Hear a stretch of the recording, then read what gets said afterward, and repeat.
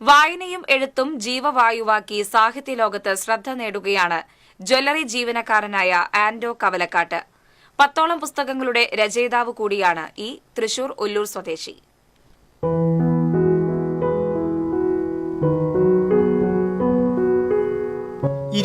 വർഷമായി ജ്വല്ലറി ജീവനക്കാരനായ ആൻഡോ കവലക്കാട്ട് നിലവിൽ തൊടുപുഴ ഷോറൂമിലാണ് ജോലി ചെയ്യുന്നത്.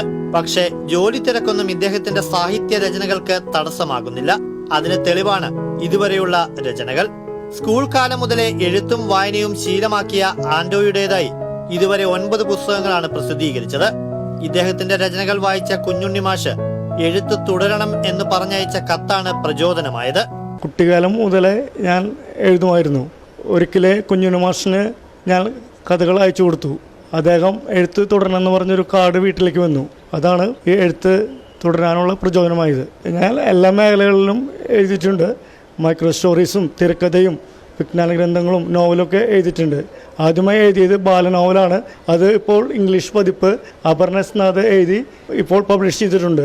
നിരവധി സാഹിത്യ ക്യാമ്പുകളിൽ പങ്കെടുത്തും വായനയും അനുഭവങ്ങളും നൽകിയ അറിവുമാണ് രചനകൾക്ക് പിൻബലമേകുന്നത്.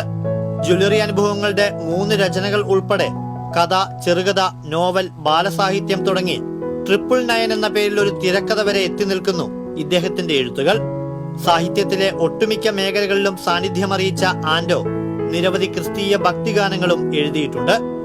ഗോൾഡൻ ബൈബിൾ, പൊന്നറിവ്, ദേവതയും പേടകവും, സ്നേഹം മഞ്ഞുപോലെ, കുട്ടി സ്റ്റോറീസ്, വികാസ് നഗർ, ഇതിന്റെ ഇംഗ്ലീഷ് പരിഭാഷ എന്നിവയാണ് കൃതികൾ. എഴുത്ത് തുടരാൻ തന്നെയാണ് തീരുമാനം. എഴുത്ത് മുന്നോട്ട് കൊണ്ടുപോകണമെന്നാണ് ആഗ്രഹം. ഇപ്പോൾ 10ാമത്തെ പുസ്തകം ഇപ്പോൾ ഇറങ്ങുന്നുണ്ട്. കവലക്കാട്ടിന്റെ എഴുത്തുകൂട്ടുകൾ എന്നാണ് അതിന്റെ പേര്. തിരുവനന്തപുരം കോർപ്പസ് ആണ് അത് പബ്ലിഷ് ചെയ്യുന്നത്.